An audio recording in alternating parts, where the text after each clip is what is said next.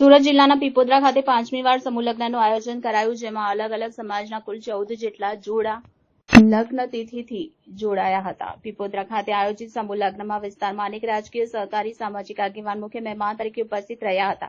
શાળાની બાળકીઓ દ્વારા તમામનું સ્વાગત કરી નૃત્ય રજૂ કરવામાં આવ્યું હતું।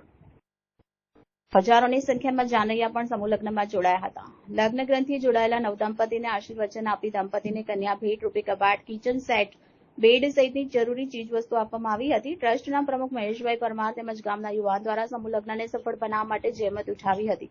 કોઈ અનિચ્છનીય ઘટના ન બને તે માટે સાવચેતીના ભાગરૂપે ફાયરની ટીમ તેમજ ફાલોદ પોલીસ સ્ટાફ ખડેપગે ઉપસ્થિત રહ્યો હતો। શાંતિપૂર્ણ માહોલ વચ્ચે સમૂહ લગ્ન સંપન્ન થતા આયોજકોએ સૌ કોઈનો આભાર વ્યક્ત કર્યો હતો।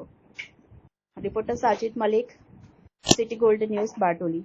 Doctor Baba Saheb Ambedkar charitable trust Pipodara દ્વારા 5મો સમૂહ લગ્નનું આયોજન આ ટ્રસ્ટ દ્વારા થઈ રહ્યું છે અને આજે મોટી સંખ્યામાં અને 14 જોડા આ સમૂહ લગ્નમાં આજે જોડાયા છે અને એમની લગ્ન વિધિ આજે સંપન્ન થઈ રહી છે અને સમાજના આગેવાનો ભેગા મળી, ભાઈ બહેનો ભેગા થયા છે અને આજે નવદંપતીઓને આજે શુભ આશીર્વાદ પાઠવી રહ્યા છે।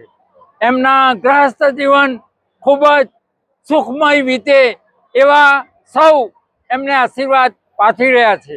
આ આયોજન કરનાર જે પીપોદરા આંબેડકર ચેરિટેબલ ટ્રસ્ટ છે એના સંચાલકો ભાઈ શ્રી મહેશભાઈ, ભરતભાઈ ને અન્ય જે એમની સમગ્ર ટીમ છે એમણે સુંદર મજાનું આયોજન કર્યું છે અને સફળ રીતે આજે પાર પાડ્યું છે।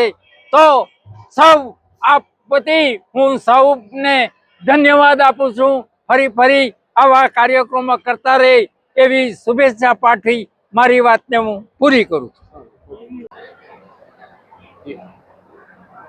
Doctor Baba Saheb Ambedkar charitable trust Pipodara દ્વારા 5મો સમૂહ લગ્નનું આયોજન આ ટ્રસ્ટ દ્વારા થઈ રહ્યું છે અને આજે મોટી સંખ્યામાં અને 14 જોડા આ સમૂહ લગ્નમાં આજે જોડાયા છે અને એમની લગ્ન વિધિ આજે સંપન્ન થઈ રહી છે અને સમાજના આગેવાનો ભેગા મળી, ભાઈ બહેનો ભેગા થયા છે અને આજે નવદંપતીઓને આજે શુભ આશીર્વાદ પાઠવી રહ્યા છે।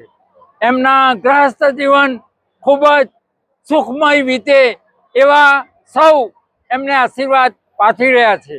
આ આયોજન કરનાર જે પીપોદરા આંબેડકર ચેરિટેબલ ટ્રસ્ટ છે એના સંચાલકો ભાઈ શ્રી મહેશભાઈ, ભરતભાઈ ને અન્ય જે એમની સમગ્ર ટીમ છે એમણે સુંદર મજાનું આયોજન કર્યું છે અને સફળ રીતે આજે પાર પાડ્યું છે।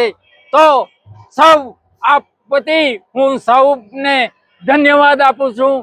ફરી આવા કાર્યક્રમો કરતા રહે એવી શુભેચ્છા પાઠવી મારી વાતને હું પૂરી કરું છું।